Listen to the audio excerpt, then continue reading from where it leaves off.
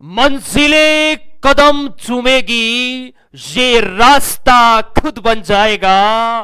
तू कर हौसला बुलंद, ये आसमान भी झुक जाएगा, ये आसमान भी झुक जाएगा। सर जमी है हिंदुस्तान के सभी देश के भावी फौजियों को जय हिंद जय भारत। कैसे हो आप सभी? उम्मीद आशा है सभी मां भारती के लाल बहुत अच्छे, बेहतरीन, जबरदस्त होंगे और अपने इस वर्दी पाने के सपने को साकार करने के लिए पूरे जोश के साथ आप सभी लगे होंगे। कहते हैं ना कि लग चुकी तलब मंजिल की, अब खुद को आग में झोंक लेंगे। ठोकरें कहती है मारा जाएगा, हौसले कहते हैं देख लेंगे। जिसका हौसला बुलंद है बिल्कुल वर्दी को हासिल करके दिखाएगा, ये हमारा वादा है आपसे। चलिए स्टार्ट करते हैं। बिल्कुल लहरों से टकराने वाले समंदर के सिकंदर मां भारती के लाल आ चुके हैं मैदाने जंग में पूरी ताकत के साथ। तभी तो कहा जाता है कि हर मैदान में बेखौफ लड़ो, वक्त से पहले मौत नहीं आने वाली। और आप सभी नौजवान पूरी ताकत के साथ आए हैं, आपका स्वागत है। पूरे 50 प्रश्नों का यह टेस्ट होगा। एग्जाम नेवी का संभावित है कि जुलाई के अंदर आपका एग्जाम ले लिया जाएगा। बाकी अभी ऑफिशियल इंफॉर्मेशन है वो नहीं आई है। चलिए स्टार्ट करते हैं। पूरा टेस्ट ईमानदारी से लगाना है, जो अंत तक टिकेगा वर्दी उसे ही हासिल होगी। एक बार सेशन को लाइक शेयर कर दो फटाफट। क्लास को आगाज करते हैं, कोई बातें नहीं करेगा। सभी को जय हिंद, हर हर महादेव, भारत माता की जय। चलिए पहला क्वेश्चन आपकी स्क्रीन के ऊपर। हाँ जी, रमन मैग्सेसे पुरस्कार की स्थापना है, ये कौन से साल में हुई? पुरस्कार से रिलेटेड प्रश्न आपके एग्जाम में पूछा जाएगा। देखिए इस पुरस्कार की शुरुआत, बिल्कुल जो स्थापना है ये 1957 में हुई। और ध्यान रखना मेरे भाई, ये जो रमन मैग्सेसे पुरस्कार है ये सबसे पहले किस भारतीय को मिला? तो ध्यान रखना 1958 में ये किसे मिला? ये गुरुदेव मिला आचार्य विनोबा भावे।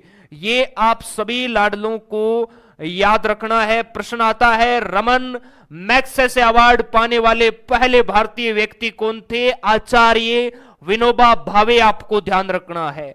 1917 में लाडले पुलित्जर अवार्ड की शुरुआत हुई। किसकी सर?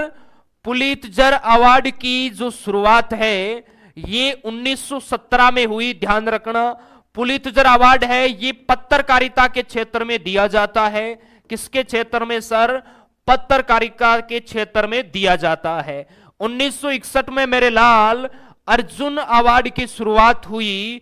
अर्जुन अवार्ड जो विशेष खिलाड़ियों को दिया जाता है। और 1954 में मेरे भाई भारत रत्न की शुरुआत हुई। ध्यान रखना देश का सर्वोच्च सम्मान भारत रत्न, ध्यान रखना इंपॉर्टेंट है। चलिए नेक्स्ट है गुड़ी पड़वा का त्योहार है, ये कौन से राज्य में मनाया जाता है? त्रिपुरा, महाराष्ट्र, तमिलनाडु, केरल। गुड़ी पड़वा का त्योहार कौन से राज्य में मनाया जाता है? ये आप सभी मां भारती के लाडलों को बताना है।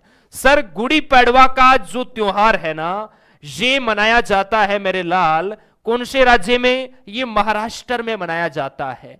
त्रिपुरा में कौन सा उत्सव मनाते हैं?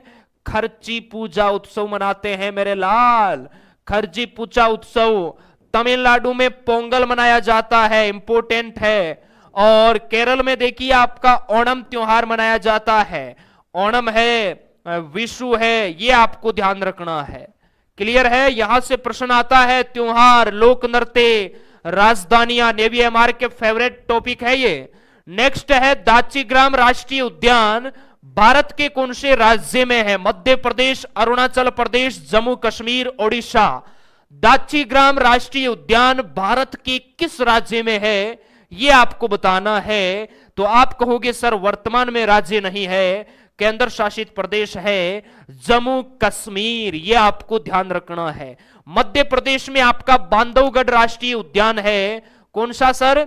बांधवगढ़ राष्ट्रीय उद्यान आप सभी को ध्यान रखना है। अरुणाचल प्रदेश में मेरे लाल नामदप्पा राष्ट्रीय उद्यान है, नामदप्पा राष्ट्रीय उद्यान अरुणाचल प्रदेश में है। और शिमलीपाल राष्ट्रीय उद्यान है, शिमलीपाल राष्ट्रीय उद्यान ये आपका उड़ीसा में है। ठीक है जी। चलिए नेक्स्ट है, भारत में प्रतिवर्ष राष्ट्रीय बालिका दिवस कब मनाया जाता है? 5 जून, 24 जनवरी, 14 सितंबर, 12 जनवरी। हां जी, भारत में प्रतिवर्ष राष्ट्रीय बालिका दिवस है, ये कब मनाया जाता है? बताइए। राष्ट्रीय बालिका दिवस आप सभी प्यारे नौजवानों को बताना है। ऑप्शन आपके सामने है, किसी का गलत नहीं होना चाहिए। गलत हो गया ना तो बैंड पोजीशन बन के 20 सेटअप लगाना है, ताकि जिंदगी भर ये क्वेश्चन हमारी खोपड़ी से बाहर ना जाए। सर 24 जनवरी को मनाते हैं। 5 जून को कौन सा दिवस मनाते हैं? आप कहोगे गुरुदेव विश्व पर्यावरण दिवस मनाते हैं हम 5 जून को। 14 सितंबर को गुरुदेव राष्ट्रीय हिंदी दिवस है, ये हम 14 सितंबर को मनाते हैं। और 12 जनवरी को राष्ट्रीय विवाह दिवस मनाते हैं, ये आपको याद रखना है। दिवस का प्रश्न भी आपके एग्जाम में आता है। लीजिए आपकी स्क्रीन पर नेक्स्ट क्वेश्चन। किस देश ने पहला कृत्रिम उपग्रह स्पुतनिक फर्स्ट लॉन्च किया? हाँ जी, सोवियत संघ, फ्रांस, संयुक्त राज्य अमेरिका, जर्मनी। फटाफट आंसर आने दीजिए। एग्जाम में पेपर को रगड़ने के लिए मेरे भाई 30 मिनट का समय मिलेगा। 25 धमाकेदार क्वेश्चन आपके सामने रहेंगे, तो फटाफट आंसर आने दो। किस देश ने पहला कृत्रिम उपग्रह स्पुतनिक फर्स्ट लॉन्च किया? तो बिल्कुल इसका राइट आंसर होगा, जितने भी नौजवान सोवियत संघ बता रहे हैं, बिल्कुल परफेक्ट बता रहे। नेक्स्ट है पुस्तक द लाइफ डिवाइन के लेखक आपको बताना है। स्वामी विवेकानंद, स्वामी दयानंद सरस्वती, श्री अरविंदो, अमृता प्रीतम। हाँ जी, लाइफ डिवाइन पुस्तक के लेखक कौन है? आप सभी नौजवानों को बताना है। ये जबरदस्त इंपॉर्टेंट क्वेश्चन आप सभी के लिए। तो यहां पर आपका आंसर होगा मेरे लाल, द लाइफ डिवाइन पुस्तक के जो लेखक है वो आपके कौन है सर? अरविंद घोष। ये आप सभी नौजवानों को ध्यान रखना है। स्वामी विवेकानंद जी है तो देखिए ये आपके राजयोग है, कर्मयोग है, इन पुस्तकों के लेखक है जी। स्वामी दयानंद सरस्वती सत्यार्थ प्रकाश के रचयिता है, सत्यार्थ प्रकाश के लेखक है। ये आप सभी लाडलों को ध्यान रखना है।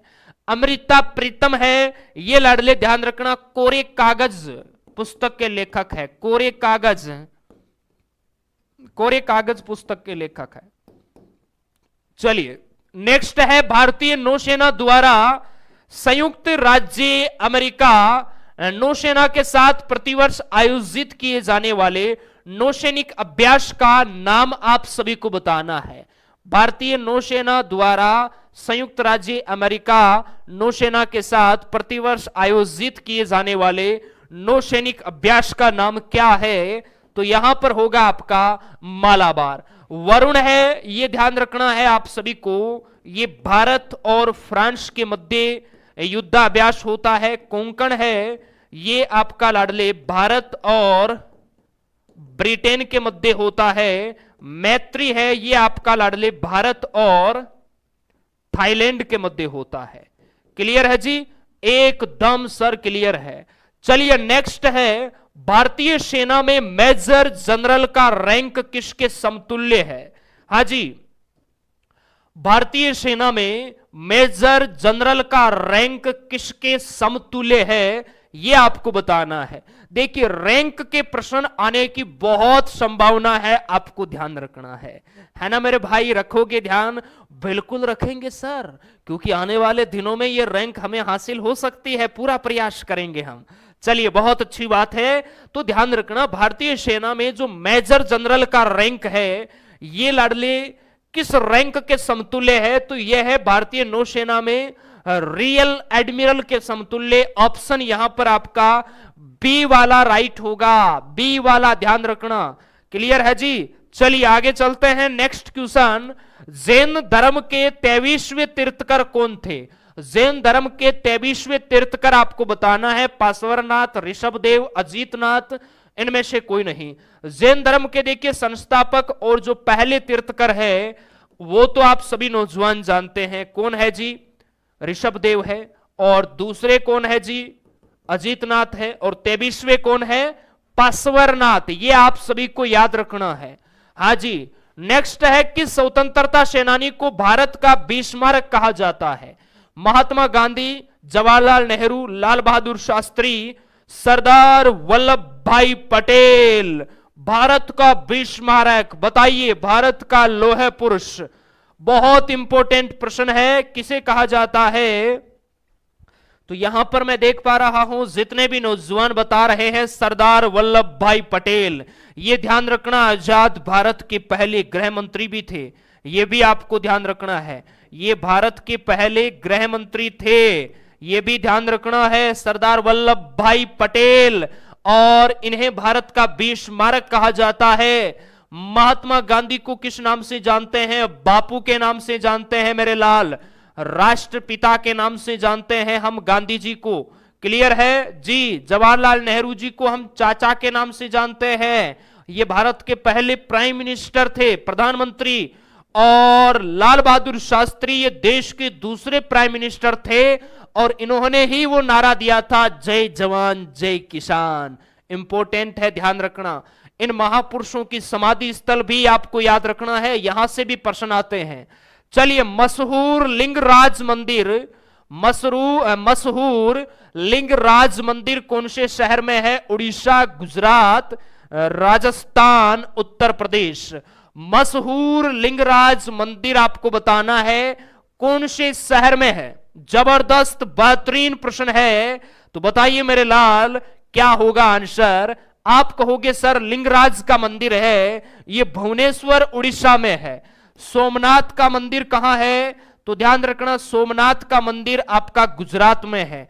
इसी गुजरात के अंदर है आपका लाडले मोंडेरा का सूर्य मंदिर। कौन सा जी? मोंडेरा का सूर्य मंदिर। ध्यान रखना, आप कहोगे सर ये कोणार्क का सूर्य मंदिर कहां है?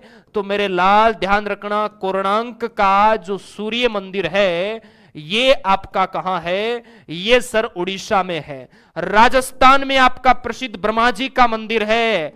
ब्रह्मा जी का मंदिर कहां है? ये आपका राजस्थान में है। उत्तर प्रदेश में आपके कुंभ का महोत्सव होता है। चलिए, हड़प्पा कालीन स्थल रंगपुर भारत के कौन से राज्य में है? सिंधु घाटी सभ्यता के देखिए जो स्थल है, याद रखना है ये कौन कौन से राज्य में है या फिर ये कहां है। ऐसे प्रश्न आपके एग्जाम में आते हैं। तो रंगपुर कहां हो जाएगा? बिल्कुल कमेंट सेक्शन में तूफान मचा रखा है आप सभी ने, शाबाश मेरे लाल। बताइए राइट आंसर क्या होगा। चलिए, रंगपुर है ना, ये आपका कहां है? रंगपुर, रंगपुर, रंगपुर। फटाफट आंसर नहीं आया है, ऐसे काम नहीं चलेगा। क्वेश्चन नंबर 12 का आंसर फटाफट छापिए, क्या होने वाला है। आने दीजिए, तब तक मैं पानी है वो पी लेता हूं मेरे भाई।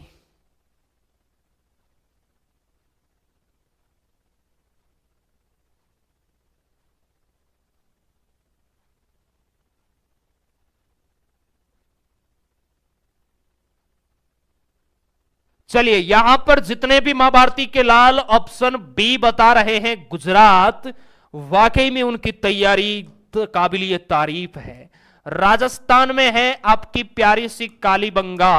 ध्यान रखना, इसका शाब्दिक अर्थ है काले रंग की चूड़ियां, ये राजस्थान में आपको मिलेगी। लाडले रोपड़ है, ये पंजाब में आपको मिलेगी। हरियाणा में देखिए बनावली सभ्यता है आपकी, राखी गढ़ी है, ये हरियाणा में है। हाँ जी, नेक्स्ट फिजिक्स का क्वेश्चन है, यांत्रिक ऊर्जा को विद्युत ऊर्जा में बदलने वाला उपकरण कौन सा है जो यांत्रिक ऊर्जा को विद्युत ऊर्जा में बदलता है? आप कहोगे सर डायनेमो बदलता है यांत्रिक ऊर्जा को विद्युत ऊर्जा में। ध्यान रखना, माइक्रोफोन ध्वनि ऊर्जा को विद्युत में बदलता है, विद्युत को ध्वनि में लाउड स्पीकर बदलता है। इस प्रकार के प्रश्न आते हैं, ध्यान रखना। हाँ जी, बताइए वाकटाक राजवंश का संस्थापक कौन है?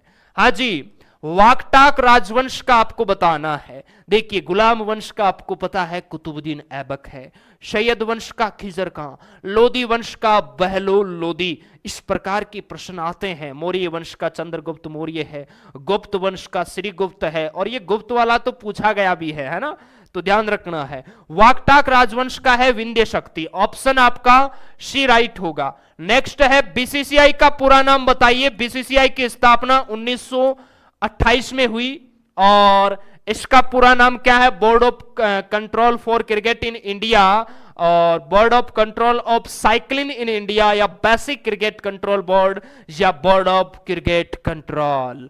हाँ जी, बीसीसीआई का पूर्ण रूप क्या है sir? Board of control for cricket in India. चलिए नेक्स्ट है कालबेलिया किस भारतीय राज्य का लोक नृत्य है? बिहार, उड़ीसा, पश्चिम बंगाल, राजस्थान। कालबेलिया किस राज्य का है बताइए मेरे लाल।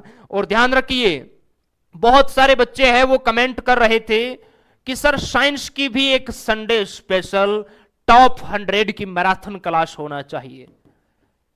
तो ध्यान रखना, साइंस की क्लास आने वाला आपका जो संडे है मेरे भाई, इस संडे को साइंस की एक बेहतरीन मैराथन क्लास होगी, जिसका टाइम हम सुबह 7 बजे रखना चाहते हैं, और इसमें क्वेश्चन होंगे टॉप 100 ब्रह्मास्त्र क्वेश्चन। तैयार रहना, संडे क्लियर है मेरे लाल? एकदम क्लियर है। और देखिए, अभी आपका ये जो नेवी एमआर का जो टेस्ट होता है, इस टेस्ट के टाइम टेबल में भी हम बदलाव करना चाहते हैं, क्योंकि जो आर्मी वाले नौजवान हैं उनका ये टाइम है 7:50 वाला, जो काफी समय से हमने नेवी वाले बच्चों को ये टाइम दे रखा था, लेकिन अब कुछ ही दिनों के बाद इस टाइम आर्मी का मॉक टेस्ट होगा, फुल टेस्ट होगा। तो इसका टाइम है वो दोपहर में हम 12 बजे रख सकते हैं, या फिर आप कोई भी टाइम बता देना कि सर इस टाइम इसको रखना है। क्लियर है? चलिए, बहुत शानदार। या आप कहोगे तो रात को 9 बजे रख लेंगे। चलो, कालबेलिया किस भारतीय राज्य का लोक नृत्य है? कालबेलिया है लाडले आपके राजस्थान का है। आप सभी को ध्यान रखना है, हर एक राज्य का लोक नृत्य हम राज्य दर्शन के अंदर बहुत अच्छे से पढ़ रहे हैं, आपको ध्यान रखना है। बास्केटबॉल में खिलाड़ियों की संख्या 6, 5, 4, 7। हाँ जी, बास्केटबॉल में खिलाड़ियों की संख्या आप सभी को बताना है क्या होगी। बास्केटबॉल में सर वॉलीबॉल के अंदर 6 है, बास्केटबॉल में 5 है। पोलो के अंदर कितने होते हैं? 4। वाटर पोलो में कितने होते हैं? 7। आपको ध्यान रखना है। नेक्स्ट है विश्व स्वास्थ्य दिवस। विश्व स्वास्थ्य दिवस कब मनाते हैं मेरे लाल? विश्व स्वास्थ्य दिवस बताइए कब मनाते हैं? WHO की देखिए स्थापना हुई थी 7 अप्रैल 1948। हेडक्वार्टर कहां है? जेनेवा में है, और हम इसी दिन को मनाते हैं वर्ल्ड हेल्थ डे के रूप में मनाते हैं, आपको ध्यान रखना है। पृथ्वी दिवस 22 को मनाते हैं, 22 अप्रैल को। 26 जनवरी को हम गणतंत्र दिवस मनाते हैं, और 30 जनवरी को शहीद दिवस मनाते हैं। चलिए, पुलित्जर अवार्ड के लिए द्रोणाचार्य पुरस्कार है, इसकी शुरुआत कब हुई? ये पहले प्रश्न के अंदर ही मैंने आपको इस प्रकार का एक प्रश्न बताया था। पुलित्जर अवार्ड जो पत्रकारिता के क्षेत्र में दिया जाता है, और इस पुरस्कार की शुरुआत है वो कब हुई थी? तो ध्यान रखना, इसकी हुई आपकी 1917 में। क्लियर है? 1961 में अर्जुन पुरस्कार, 1985 में द्रोणाचार्य पुरस्कार, और 1954 में है ये आपके भारत रत्न की। चलिए नेक्स्ट है किदाम्बी श्रीकांत का संबंध कौन से खेल से है? बैडमिंटन, मुक्केबाजी, कुश्ती, भारोत्तोलन। किदाम्बी श्रीकांत का संबंध आप सभी प्यारे नौजवानों को बताना है किससे है? किदाम्बी श्रीकांत का संबंध। तो आप कहोगे सर यह है बैडमिंटन से। बैडमिंटन ऑप्शन इसका ए आपका राइट होगा। एमसी मैरीकॉम मुक्केबाजी है, साक्षी मलिक है, बबीता फोगाट है, गीता फोगाट है, ये कुश्ती के बेहतरीन खिलाड़ी है। मेरा भाई चानू का संबंध भारोत्तोलन से है। नेक्स्ट है साइमन कमीशन वापस जाओ, यह नारा किसने दिया? साइमन कमीशन भारत कब आया था लाडले? ये भारत आया 1928। गो बैक के नारे किसने लगाए? जबरदस्त क्वेश्चन है, तो ध्यान रखना। साइमन कमीशन वापस जाओ का नारा लाला लाजपत राय ने, और ध्यान रखना इसी का विरोध करने की वजह से लाठी चार्ज के द्वारा लाला लाजपत राय की मृत्यु हुई थी। यह भी आपको ध्यान रखना है। एक बार प्रश्न आया था कि लाला जी की मृत्यु कैसे हुई, तो साइमन कमीशन का विरोध करते समय लाठी चार्ज से। चलिए, और वचन नारे भी आपको ध्यान रखना है। सुभाष चंद्र बोस के जो नारे हैं आप सभी को पता है, तो मुझे खून दो मैं तुम्हें आजादी दूंगा, है ना। और सरदार वल्लभ भाई पटेल, इनका नारा आप सभी प्यारे बच्चे जानते ही होंगे। राम प्रसाद बिस्मिल, इनका नारा पिछले बार पूछा गया था। ऐसे प्रश्न आते हैं वचन और नारे वाले। चलिए नेक्स्ट है, किस भारतीय ओलंपियन ने फ्लाइंग टू विन शीर्षक की आत्मकथा। देखिए, ये जो खिलाड़ियों की जो पुस्तकें हैं ना, यहां से प्रश्न आते हैं। आप उठा के देखना पिछले पेपर, यहां से प्रश्न है वो पूछे जाते हैं मेरे भाई। चलिए फटाफट बताइए। फ्लाइंग टू विन, ये साइना नेहवाल, बैडमिंटन स्टार साइना नेहवाल की आत्मकथा है। आप सभी को ध्यान रखना है। नेक्स्ट है, भितरकणिका राष्ट्रीय उद्यान कौन से राज्य में है। महाराष्ट्र, पश्चिम बंगाल, उड़ीसा, कर्नाटक। भितरकणिका राष्ट्रीय उद्यान आप सभी को बताना है। तो क्या होगा मेरे भाई, आप कहोगे सर भितरकणिका राष्ट्रीय उद्यान है ना, ये उड़ीसा में है ना। संजय गांधी आपका महाराष्ट्र में हो जाएगा। हर एक राज्य का राष्ट्रीय उद्यान आपको ध्यान रखना है। और नेवी वाले समुद्र बैच के अंदर ध्यान रखना, सुबह 9 बजे हमारी स्टैटिक जीके के अंदर एक राज्य दर्शन की क्लास होती है। तो आप सभी बच्चे भी लिया करो उस क्लास को। आर्मी वाले बच्चे भी लेते हैं, आपको भी लेना है, क्योंकि आपके सिलेबस के अंदर ध्यान रखना लोक नृत्य है, राजधानी है, राष्ट्रीय उद्यान है, राज्य पशु पक्षी, ये टॉपिक एड है। यहां से प्रश्न आते हैं नेवी के एग्जाम में। हाँ जी, नेक्स्ट है, हाल ही में लोकसभा के नए प्रोटेम स्पीकर कौन बने हैं। ठीक है, एक दो प्रश्न है वो करंट से रिलेटेड भी आपके एग्जाम में आने की संभावना है। प्रोटेम स्पीकर ये अस्थायी अध्यक्ष होते हैं, ध्यान रखना है। वर्तमान लोकसभा अध्यक्ष तो अपने ओम बिरला जी है, लेकिन जो अस्थायी अध्यक्ष बनाया है वो किसे बनाया है, भृतृहरि महताब। ऑप्शन यहां पर बी आपका राइट होगा। और अभी कौन सी लोकसभा के आपके चुनाव हुए हैं लाडले, 18वीं लोकसभा के हुए हैं। ये भी आप सभी प्यारे नौजवानों को याद रखना है जी।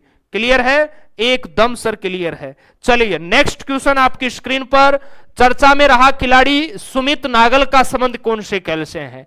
देखिए, खिलाड़ियों के प्रश्न खेल का एक बड़ा टॉपिक है जो आपको करवा भी दिया है, और खेल खिलाड़ी यहां से प्रश्न है वो एग्जाम में आते हैं। तो अभी चर्चा में रहे खिलाड़ी सुमित नागल का संबंध कौन से खेल से है। तो इनका जो संबंध है मेरे भाई, आप सभी ने सुबह करंट वाली क्लास में भी देखा होगा, इनका संबंध है टेनिस से। किससे है सर, टेनिस से है। सुबह है ना करंट वाली आप भी लिया करो मेरे भाई। टेनिस, ऑप्शन सी राइट होगा। चलिए 25 में से बताइए आपके आज के इस टेस्ट में कितने प्रश्न है वो बिल्कुल राइट बैठे हैं। फटाफट अपना स्कोर है वो कमेंट सेक्शन में बताइए फटाफट। चलिए, उम्मीद आशा है आप सभी प्यारे नौजवानों को टेस्ट बेहतरीन लगा होगा और कॉन्फिडेंस भी आया होगा कि जिस दिन नेवी के ग्राउंड में बैठेंगे, जिस दिन नेवी की लहरों से टकराएंगे, बिल्कुल पेपर को फोड़ के आएंगे, है ना। चलिए भाई, बहुत शानदार, बहुत बेहतरीन स्कोर है, ये आप सभी का अच्छा आ रहा है। आगे है वो आपका टेस्ट होगा साइंस का और मैथ का। तो पूरा टेस्ट आप सभी को ईमानदारी के साथ लगाना है। हमारी शुभकामनाएं आपके साथ है, आपकी जीत की तैयारी पूरे जोश के साथ है, वो हम कर रहे हैं।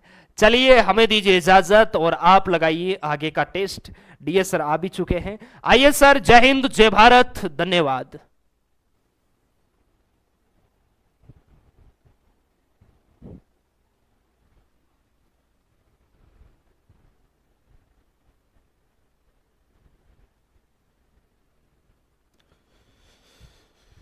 नमस्कार दोस्तों, मैं डीएस राठौड़ एक बार फिर से आप सबके साथ जुड़ चुका हूं आज की शानदार YouTube के इस शानदार मॉडल पेपर की लाइव क्लास के साथ। उम्मीद है सभी अच्छे होंगे, मस्त होंगे और तैयारी जबरदस्त कर ही रहे होंगे।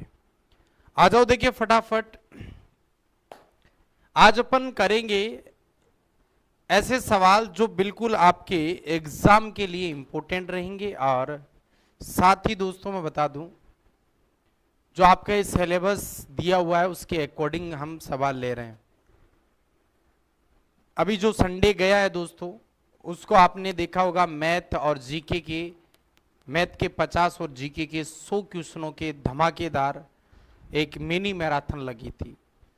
और ये जो आगे संडे आ रहा है दोस्तों, इसको हम साइंस का भी करने वाले हैं 100 सवालों के साथ।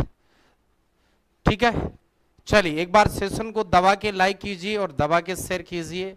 उम्मीद है सभी तैयारी बढ़िया ही कर रहे हैं, तुक्का नहीं मारेंगे, ईमानदारी से लगाना है, अपने आप को परखना है। पहला सवाल स्क्रीन पर आ चुका है। सवाल है कि जब एक निश्चित द्रव्यमान का पिंड एक ऊंचाई से स्वतंत्र रूप से गिरता है, बताइए। ये सवाल मेरे हिसाब से कल भी आया था, ये मुझे ऐसा भी लग रहा है, लेकिन चलो बताओ देखें। जब एक निश्चित द्रव्यमान का पिंड एक ऊंचाई से स्वतंत्र रूप से गिराते हैं तो क्या होगा। तो दोस्तों देखो, अगर हम वस्तु को ऊपर पकड़ के रखें ना, तब तो स्थितिज ऊर्जा मैक्सिमम है। अब हम छोड़ते हैं ना, तो स्थितिज तो कम होगी, गतिज बढ़ेगी। तो स्थितिज ऊर्जा घटती है और गतिज ऊर्जा बढ़ती है। पहला ही ऑप्शन सही है, आगे जाने की जरूरत ही नहीं है। चलो आगे देते। नेक्स्ट क्वेश्चन, नीचे दी गई वस्तु में किसकी गतिज ऊर्जा सबसे ज्यादा है। बताओ देखिए, गतिज ऊर्जा सबसे ज्यादा किसकी है। द्रव्यमान m है और वेग v है, द्रव्यमान 3m और वेग चाल 2v है, द्रव्यमान 2m और चाल 3m, और ये m और 4v। देखो गतिज ऊर्जा होती है दोस्तों ke बराबर 1/2 mv²। भाई देखो यहां पर अगर मैं ये रखूं, एक तो आएगा नंबर 1 से, तो फर्स्ट वाले से तो ये आएगा, और सेकंड वाला कह रहा है कि द्रव्यमान 3m है गुणा 3m और वेग 2v है, तो 2 दूनी 4v²। तो इसको आप काट दीजिए, 2 बार कट जाएगा, और इसमें 2m आ रहा है और इधर 3 आ रहा है, तो 3 का स्क्वायर होगा 9, और द्रव्यमान इधर m 4 चौके 16, तो 16 तो 8 बार कट जाएगा, और वो 2 से 2 9m आ जाएगा, यहां 8m आ जाएगा, और यहां पर 3 दूनी 6 आ जाएगा। मतलब ये वाला मामला फिट बैठ रहा है। 3m द्रव्यमान 2m होगा और चाल 3v होगा। तो ये आपको 1/2 mv² में ये मान रख के काट पीट के देखना है, जिसका मान ज्यादा आएगा वही सही होगा। आगे चलो, अगला है अश्व यदि एकाएक चलना प्रारंभ कर देते हैं तो अश्वारोही के पीछे की तरफ गिरने की आशंका का कारण क्या है। अश्व का मतलब होता है दोस्तों घोड़ा, और घोड़े के अचानक, एकाएक का मतलब होता है अचानक से चलना अगर वो प्रारंभ कर दे, तो सवार जो ऊपर बैठा है अश्व घोड़े के ऊपर, वो पीछे गिरता है। इसका कारण जड़त्वागुण, द्रव्यमान का संरक्षण, विश्राम जड़त्व है, गति का तीसरा नियम। तो घोड़े पर बैठे व्यक्ति का अचानक से पीछे की ओर गिरना, ये बताओ किस चीज का कारण है। आने दीजिए फटाफट, किस चीज का ये रीजन होगा। तो भाई सीधा सा है, घोड़ा अचानक से चलता है पीछे गिरता है, तो घोड़े ने चलना किया, सवार क्यों गिरा, क्योंकि सवार पहले जब घोड़ा खड़ा था उसके ऊपर बैठा था, तो वो स्थिर अवस्था में था, और वो स्थिर अवस्था ही चाहता था, मतलब जड़त्व ही चाहता था, विश्राम जड़त्व में था वो। अचानक से घोड़े ने अपना फोर्स लगाया, उसने विरोध किया, तो पीछे गिर गया। तो ये होगा दोस्तों विश्राम जड़त्व के कारण होता है ऐसा, रेस्ट इनर्शिया के कारण। अगला देखिए, दोनों वस्तुओं के मध्य का बल हमेशा बराबर और विपरीत होता है। यह विचार न्यूटन के किस नियम के रूप में दिया गया है। दोनों वस्तुओं के मध्य का बल हमेशा बराबर और विपरीत होता है, यह विचार न्यूटन के किस नियम में दिया गया है। तो सवाल को पहले पढ़ो, देखो दो वस्तुओं के बीच में जो बल है, मान लो दो वस्तु हैं, ये एक वस्तु P1 है, एक P2 है, इस पे लग रहा है इधर F1 और ये कह रहा है कि दो वस्तुओं के बल हमेशा बराबर होते हैं। ये इधर F2 लग रहा है, तो F1 हमेशा किसके बराबर होता है? F2 के बराबर होता है। लेकिन ये विपरीत होता है। ये दोस्तों गति का तीसरा नियम है, जिसको हम क्रिया प्रतिक्रिया के नियम के नाम से भी जानते हैं। चलिए आगे बढ़े। भार का SI मात्रक क्या है बताइए? भार का SI मात्रक किलोग्राम, न्यूटन, ग्राम या डाइन। दोस्तों भार होता है वजन। और यहां सबसे पहली गलती आप देखो, कुछ ऐसे भी बंदे मिलेंगे जो पढ़ कर जाएंगे फिर भी गलत करेंगे।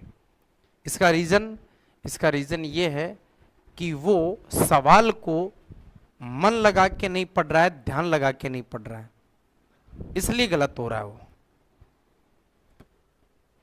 तो देखो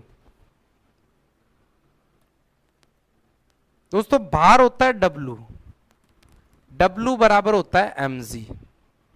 आप इसका मात्रक बनाओ एक बार। m का होगा kg और g का होगा मीटर प्रति सेकंड का स्क्वायर। और दोस्तों इसको है ना न्यूटन बोला जाता है और यही बल का SI मात्रक है। तो बल का और भार का एक ही मात्रक होगा, न्यूटन होगा। ये मैंने आपको यहां से बताया निकाल के, ठीक है। चलो, एम्पियर सेकंड किसकी इकाई है बताओ? एम्पियर सेकंड किसकी इकाई है? आवेश, शक्ति, वोल्टेज, ऊर्जा। एम्पियर सेकंड किसकी यूनिट है ये आपको बताना है।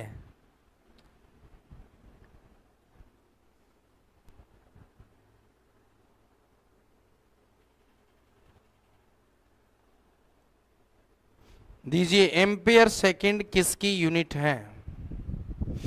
तो दोस्तों देखो, आवेश का सूत्र होता है Q बराबर I गुणा T। तो I से बना एम्पियर और T का बना सेकंड। तो यही आ गया भाई, सूत्र तो यही है, उत्तर भी यही है। शक्ति का होता है केवल शक्ति, तो W बटे T, तो वो होगा जूल पर सेकंड। वोल्टेज तो खुद है, ऊर्जा का जूल होता है। तो आवेश का मात्रक हो जाएगा एम्पियर सेकंड। कूलाम के भरोसे मत बैठ जाना, I का एम्पियर, T का सेकंड। तो फॉर्मूला याद रखो, अगर कूलाम नहीं आता है तो हम इसको भी कर सकते हैं। चलिए, मौलिक भौतिकी पुरस्कार जीतने वाले पहले भारतीय कौन थे? Homi Jahangir Bhabha, SN Bose, Ashok Sen, CV Raman. मौलिक भौतिकी पुरस्कार जीतने वाले पहले भारतीय कौन थे ये आपको बताना है। मौलिक भौतिकी पुरस्कार जीतने वाले पहले भारतीय कौन थे ये बताइए।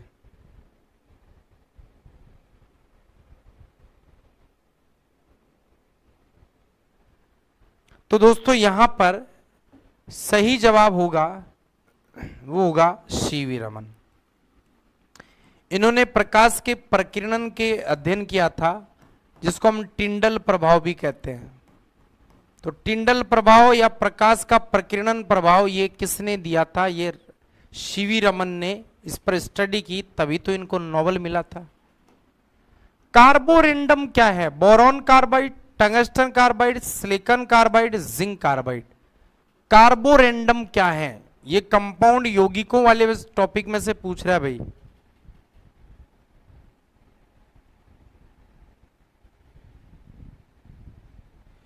बताइए कार्बोरेंडम क्या है? आने दे दो कि फटाफट क्या होगा इसका सही जवाब। कार्बोरेंडम दोस्तों ये होगा सिलिकॉन कार्बाइड। सी ऑप्शन इसका एकदम करेक्ट हो जाएगा। और ये याद भी रखना, कार्बोरेंडम ये अयस्क की श्रेणियों में आता है। गन मेटल किसका मिश्र धातु है? गन मेटल किसका मिश्र धातु है? तो याद करो, मैंने आपको ट्रिक बता रखा है। क्या? गन से याद रखना बंदूक, और बंदूक को कहां रखते हैं? जैकेट में रखते हैं। अब आपको सिंबल में दिया तो सिंबल ही बनाओ। जे का जिंक, ये लो जी। कै का कॉपर, ये लो जी। टे का टिन, ये लो जी। तो जेडन कहां पे है? ये रहा। CU SN, ये तो नहीं है, ये रहा। देखो Zn CU SN, B option correct हो जाएगा। तो बी वाला ऑप्शन एकदम सही होगा। चलिए नेक्स्ट क्वेश्चन। केलेमाइन का एक खनिज है, केलेमाइन एक खनिज है जिसमें क्या होता है? Zinc oxide, zinc sulphide, zinc SiO2, zinc carbonate. बताइए, केलेमाइन एक खनिज है जिसमें क्या होता है, ये बताइए।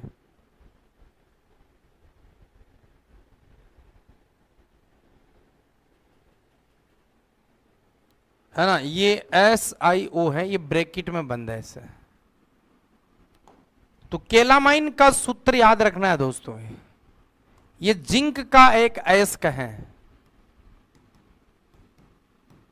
जिंक का क्या है? अयस्क है, और इसका सूत्र जिंक कार्बोनेट होता है।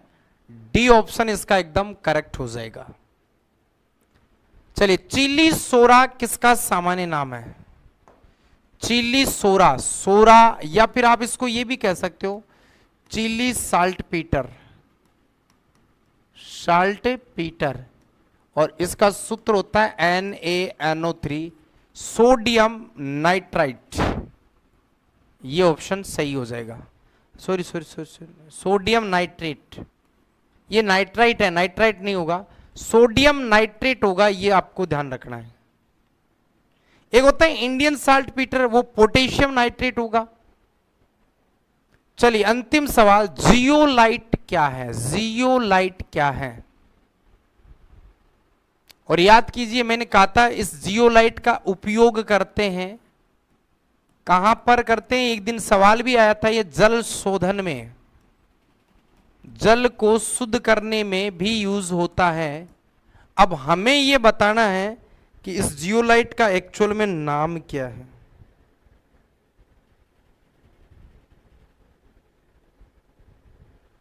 तो इसका नाम है हाइड्रेट सोडियम एल्यूमिनियम सिलिकेट।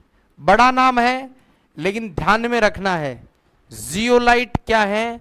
तो जियोलाइट का पूरा आपको नाम ध्यान रखना, हाइड्रेटेड सोडियम एल्यूमिनियम सिलिकेट, और इसका यूज करते हैं जल के शोधन में। अब बताओ 12 में से आपका क्या स्कोर रहा है? उम्मीद है आ रहा धीरे धीरे, और अच्छी तैयारी करेगा वही सफलता के शिखर तक पहुंचेगा। अब आपके मैथ का भी सेशन, आप कई बच्चे होते हैं जो बीच में भाग जाते हैं, अरे तो फिर आधा अधूरा क्यों लगाते हो? टेस्ट लगाओ तो पूरा लगाओ और ईमानदारी से लगाओ। सेशन को एक बार ईमानदारी से लाइक कीजिए जितने भी बंदे हैं, क्योंकि मजा तब आता है जब आप लोगों के अंदर इतना गजब का जोश होता है। चलिए मिलते हैं दोस्तों कल ऐसे ही और शानदार सवालों के साथ। आप लोग बने रहिए आगे मैथ के सवालों के साथ। जय हिंद, जय भारत।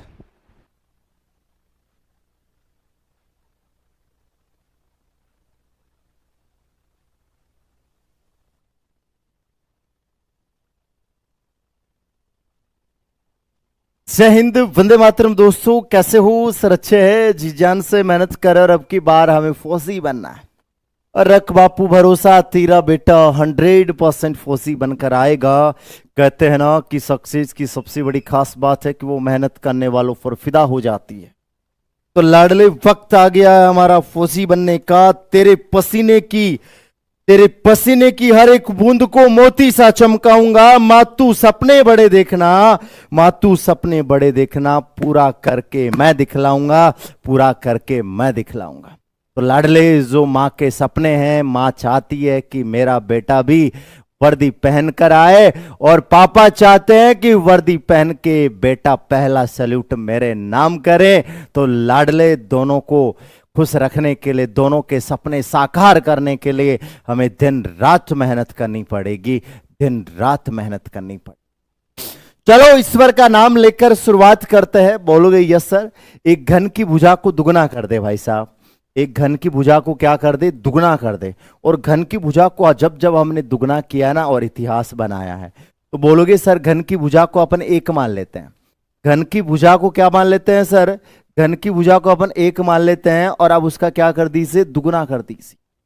घन की भुजा को एक मान लीजिए और अब क्या कर दीजिए सर, दुगना कर दीजिए। घन की भुजा को एक मान लीजिए और अब क्या कर दीजिए सर, अब उसको दुगना कर दीजिए, दुगना। तो बोलोगे कि सर इसका क्षेत्रफल निकालना है, तो क्षेत्रफल क्या होता है, क्षेत्रफल होता है 6 इंटू भुजा स्क्वायर। क्षेत्रफल होता है 6 इंटू भुजा स्क्वायर। तो दुनिया में 6 का कोई लेना देना नहीं है।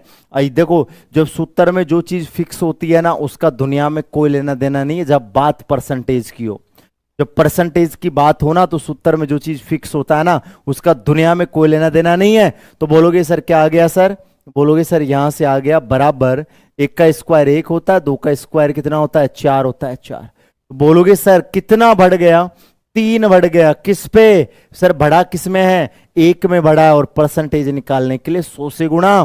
तो बोलोगे सर कितना आंसर हो जाएगा, बोलोगे कि सर ये 300% आएगा। कितना आएगा, 300%। कौन सा ऑप्शन सही है, बी, बी ऑप्शन सही है। ये क्षेत्रमिति का प्रश्न था। बोलोगे यस सर। एक बेलन के आधार का क्षेत्रफल 50 वर्ग मीटर है, आयतन 150 घन मीटर है। तो ऊंचाई हमें ज्ञात करनी है लाडले कि इसकी ऊंचाई क्या होने वाली है। तो पहले आप ये देखो कि बेलन का आयतन क्या होता है। बेलन का आयतन होता है पाई आर स्क्वायर एच।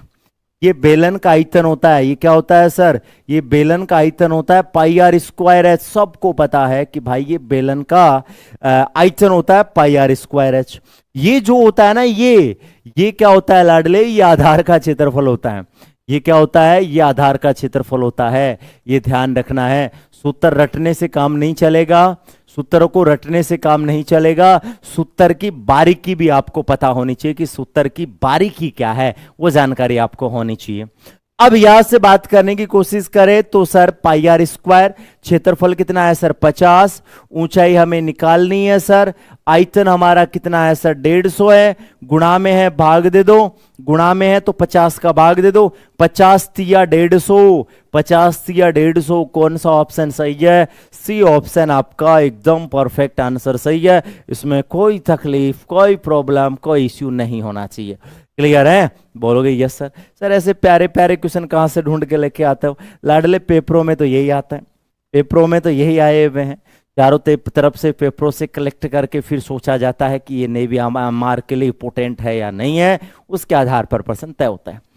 एक घनाभ के आधार का क्षेत्रफल 40 है, तो उसका आयतन बताना है। तो घनाभ का आयतन क्या होता है सर, घनाभ का आयतन होता है LBH। घनाभ का आयतन होता है ना वो लाडले क्या होता है, LBH। ये हमारा आयतन है, ये हमारा क्या है सर, आयतन है। लेकिन फिर कहा मैंने यहां पे LB किसका काम करता है, LB यहां पे लाडले आधार के क्षेत्रफल का काम करता है।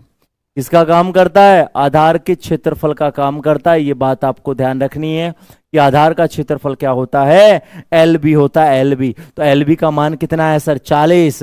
बोलोगे यस सर। आधार का क्षेत्रफल है ना वो कितना है सर 40 है, 40। बोलोगे यस सर 40 है। और सर इसकी ऊंचाई पता नहीं है सर, ऊंचाई तो पता है ना, इसकी ऊंचाई 10 है। आयतन हमें निकालना है, इसलिए आंसर कितना हो जाएगा 400। तो 400 आपका परफेक्ट आंसर हो जाएगा। कितना हो जाएगा सर 400 है ना, यह आपका परफेक्ट आंसर हो जाएगा, कोई दिक्कत इसमें नहीं। आगे चलिए सर। ओहो, इसका औसत बताना है, आ जाओ। तो बोलोगे सर औसत क्या होता है, राशियों का योग अपॉन राशियों की संख्या। राशियों का योग, राशियों का योग अपॉन क्या होता है, राशियों की संख्या। अपॉन क्या होता है, संख्या। तो सबको जोड़ लो।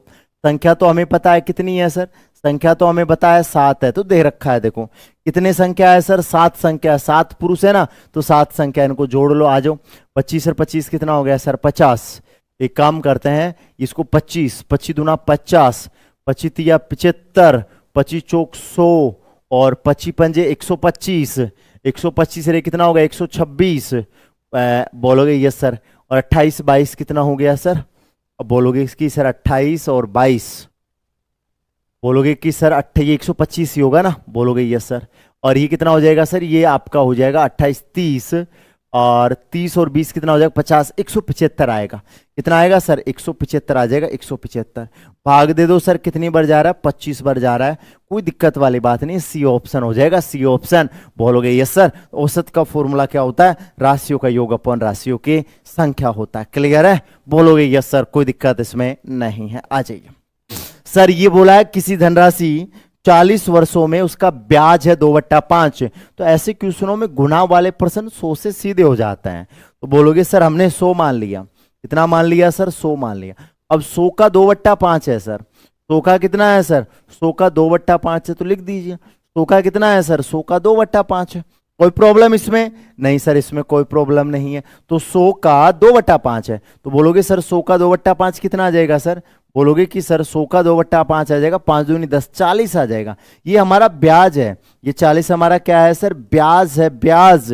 तो लाडली ये ब्याज है ना, तो आप बोलोगे कि सर जो आपको ईयर दे रखा है ना, ईयर का भाग दे दो। इसका भाग दे दो सर, ईयर का भाग दे दो। तो भाग देते कितना आंसर आ जाएगा सर, 1 आ जाएगा। क्योंकि आपने पढ़ा होगा कि समय चाहिए तो रेट का भाग दे देते हैं, रेट चाहिए तो समय का भाग दे देते हैं। क्यों, क्योंकि ब्याज होता है ना वो RT बराबर ब्याज होता है। क्लियर है, तो आपको क्या चाहिए सर, आपको रेट चाहिए, तो आप टाइम का भाग दे दो। तो ब्याज आ गया ना, इस ब्याज में किसका भाग दे देते हैं सर, टाइम का भाग दे देते हैं, टाइम का। बस ये बात आपको ध्यान रखनी। ऐसे प्रश्न है ना चुटकियों में चलने चाहिए। अब आया है बोर्ड में सरलीकरण का प्रश्न। सरलीकरण आपने पढ़ लिया तो बोलोगे कि सर ये सरलीकरण का प्रश्न है। किसका प्रश्न है, बोर्ड में सरलीकरण का प्रश्न है। तो बोर्ड मास क्या कहता है, देखो सबसे पहले का को सोल्व करो, सबसे पहले का को सोल्व करो। सर इसको सोल्व करेंगे ना, तो कोष्टक में इसको सोल्व करेंगे तो 6 दूनी कितना हो गया 12, 9 दूनी 18, अरे कितना हो गया सर 19। अब इसके अंदर 24 का भाग देना है, इसके अंदर किसका भाग देना है, 24 का भाग देना है। बोलोगे यस सर, तो 24 का भाग दोगे ना तो कितनी बार चला जाएगा सर, ये 8 बार चला जाएगा। कितनी बार चला जाएगा सर, 8 बार। तो ये क्या बन गया, अब देखिए, बोलोगे सर ये बन गया 41। बोलोगे यस सर, इनटू मंजिला कोष्टक 36, और पहले इसको गुणा करवा लो, का को सोल्व कर लो। तो का को सोल्व करेंगे ना तो 36 चौक 144 हो गया। फिर क्या है सर, भाग है, भाग। का मतलब गुणा होता है, का मतलब क्या होता है, गुणा। तो का को पहले सोल्व करते हैं। अब बोलोगे सर आगे कितना दिया हुआ है, बोलोगे सर आगे 8 दिया हुआ है। तो बोलोगे सर भाग कर दो, भाग करते कितनी बार जाएगा, 41 इंटू 8 एकम 8, 8 8 64, 18 एकम 18, बोलोगे 18 चौक 72, ये कितना हो गया 73। तो 738 आंसर आ जाएगा, 738। हाल ही में आपने सरलीकरण पढ़ा है तो फिर आपको दिक्कत नहीं होनी चाहिए। क्लियर है, बोलोगे यस सर। अब यहां से बात करें कि सर आर है ना, आर एक काम को 90 दिन में कर सकता है। आर है ना, आर एक काम को 90 दिन में कर सकता है। तो कुछ काम को कितना प्रतिशत काम आर द्वारा 45 दिन में पूरा किया जाएगा। आपको भी पता है कि 90 दिन में पूरा करता है। बोलोगे कि सर 90 दिन में क्या करता है, 90 दिन में पूरा करता है, नॉर्मल सी बात है भाई, ये कार्य को 90 दिन में पूरा कर देता है। ये कार्य को क्या करता है सर, ये कार्य को 90 दिन में पूरा कर देता है, 90 दिन में। बोलोगे सर ये बात एकदम परफेक्टली सही है कि ये कार्य को 90 दिन में पूरा कर देता है। ठीक है सर, ये बात तो बहुत अच्छी है कि कार्य को 90 दिन में पूरा करता है। तो बताओ 45 दिन में कितना करेगा, 45 दिन में आधा करेगा भाई साहब। 90 दिन में पूरा करता है, 90 दिन में पूरा करता है तो 45 दिन में आधा करेगा, सीधी सी बात। भाई कोई आपसे कहा जाए कि भाई ये 5 दिन में करना है, 5 दिन में मैं इस काम को कर दूंगा, तो 2.5 दिन में कितना करोगे, आधा कर दोगे। यही बात है ना, बोलोगे यस सर। तो आधा का मतलब कितना होता है, आधा का मतलब 50% होता है। आधा का मतलब क्या होता है, आधा का मतलब 50% होता है। बस लैंग्वेज इसकी परेशान कर सकती है, बाकी पर्सन नॉर्मल है। क्लियर है, बोलोगे यस सर, कोई जल्दीबाजी इसमें नहीं है। आगे चलिए, अब आया है देखो, दो संख्याओं का गुणनफल है ना वो 720 है। तो आप बोलोगे सर फर्स्ट इंटू सेकेंड बराबर क्या है सर, बराबर है LCM into HCF. LCM into क्या है सर, एलसीएम इंटू एचसीएफ है। दोनों एक ही, आपने एचसीएफ एलसीएम एक टर्म चलती है, एक कंडीशन चलती है कि फर्स्ट इंटू सेकंड है ना वो हमेशा एलसीएम इंटू एचसीएफ के बराबर होता है। इसका गुणनफल कितना है 720 है। इसका गुणनफल कितना है सर, इसका गुणनफल 720 है सर। इसका एलसीएम, एलसीएम पता नहीं है सर। एचसीएफ कितना है सर, एचसीएफ 4 है। एचसीएफ कितना है 4 है, तो 4 का भाग दे दो। तो 720 में 4 का भाग दे दो। 720 में 4 का भाग दे दो तो बोलोगे सर कितना आ जाएगा, 18 चौक 72, 180 आ जाएगा। कौन सा ऑप्शन सही है? फर्स्ट ऑप्शन आपका परफेक्टली आंसर सही है। आगे चलिए, प्रतिशत का प्रश्न आया है, बड़ा प्यारा प्रश्न है, एकदम नॉर्मल प्रश्न है। देखिए x का 45 से, बोलोगे सर x का क्या है, 45 है, तो 45/100 लिख दो, परसेंटेज का मतलब नीचे 100 लगा देंगे। और y का कितना है सर, y का 15% है, y का कितना है सर, y का 15% है। बोला है कि भाई x का मतलब क्या होता है, का मतलब गुणा होता है, 45 मतलब 45/100, फिर y है, k का मतलब भी गुणा होता है, कितना है सर, 15% है, और क्या बोला है सर, बराबर है, बराबर। काट दो, काटेंगे तो क्या करेंगे, देखो 100 से 100 कट जाएगा, और 15 एकम 15, 15 3 45।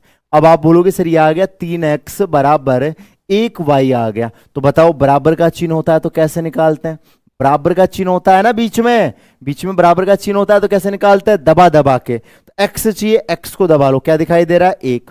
y चाहिए, y को दबा लो, कितना दिखाई दे रहा है, 3। आंसर आपका हो जाएगा 1:3। तो 1:3 आपका परफेक्टली आंसर हो जाएगा, कोई दिक्कत इसमें नहीं है। फिर HCF एलसीएम का फिर से प्रश्न आया, देखिए दो संख्याएं 11:13 के अनुपात में, HCF 7 है तो वे संख्याएं ज्ञात कीजिए। बोलोगे सर ये 11 है और सर ये कितनी है, 13 है, इनका हमें क्या दिया है सर, HCF। में से का मतलब HCF होता है, HCF इसका 7 है, HCF कितना है, HCF इसका 7 है, 7। बोलोगे यस सर। इन दोनों का HCF कितना है, इन दोनों का HCF 1 है, इन दोनों का HCF कितना है सर, इन दोनों का HCF 1 है। पर्सन में HCF कितना है, पर्सन में HCF 7 है। इन दोनों का HCF कितना है सर, इन दोनों का HCF 1 है, में से 1 है दोनों का, और पर्सन में कितना है, 7 है, तो 1 बराबर आ गया 7। तो बोलोगे सर ये वाला गुणा करवा दो, तो बोलोगे सर ये वाला हो जाएगा 77, और सर इसको भी गुणा करवा दो, तो बोलोगे सर इसको गुणा करेंगे ना तो 13 7 कितना हो जाएगा, 91। आंसर हो जाएगा 77 91 हो जाएगा। कितना आंसर हो जाएगा सर, 77 91 है ना, ये आपका आंसर हो जाएगा, कोई दिक्कत नहीं है। MDHW का प्रश्न आया, देखिए सर 18 आदमी एक काम को 13 दिन में कर सकते हैं, मतलब MDHW लगाना आता है ना। बोलोगे कि सर MDHW होता है ना, वो वाला कंसेप्ट है ये। तो सर 18 आदमी है ना, 18 आदमी इस काम को कितने दिन में करता है, 13 दिन में। 18 आदमी है ना, एक काम को 13 दिन में करता है, तो जरा बताइए 54 व्यक्ति कितने दिन में करेंगे, 54 व्यक्ति कितने दिन में करेंगे। ये प्रश्न तो डेली आता है, और ये ध्यान रखना फेवरेट पर्सन भी है नेवी का, ये फेवरेट पर्सन भी है। तो बोलोगे सर 13 बराबर बोलोगे सर 13 बराबर कितना आ गया, 3D। गुणा में है, भाग दे दो, तो 13 में 3 का भाग दे दो, तो 13 में 3 का भाग देते आंसर क्या हो जाएगा सर, 13/3। कितना आंसर हो जाएगा सर, 13/3 है ना, ये आपका परफेक्टली आंसर हो जाएगा, इसमें कोई दिक्कत नहीं है। 0 फैक्टोरियल का मान क्या होगा, बोलोगे यस सर आपने पढ़ाई है सरलीकरण वगैरह, तो बताइए जल्दी से 0 फैक्टोरियल का मान कितना होगा। ये छोटी छोटी चीजें बहुत बार पूछ लेता है। तो 0 फैक्टोरियल का मान है ना लाडले, ध्यान रखना 1 होता है, 1। और सर फिर 1 फैक्टोरियल का मान, 1 फैक्टोरियल का भी 1 ही होता है, तो ध्यान रखना 0 फैक्टोरियल का मान कौन सा होता है, 1 होता है, 1। भूल मत जाना, कई बार मजाक हो जाएगी। ये आपका क्या है लाडले, HW है, HW। स्क्रीन शॉट ले सकते हो, मैं दूर हो गया, स्क्रीन शॉट ले सकते हो, ठीक है। बोलोगे यस सर, अब हमें जाने की अनुमति दीजिए। हंसते रहिए, मुस्कुराते रहिए, जी जान से मेहनत करते रहिए। अब की बार हमें हर हालत में फौजी बनना है। रख बापू भरोसा, तेरा बेटा 100% फौजी बनकर आएगा। जय Hind, Vande Mataram, bye bye, love you.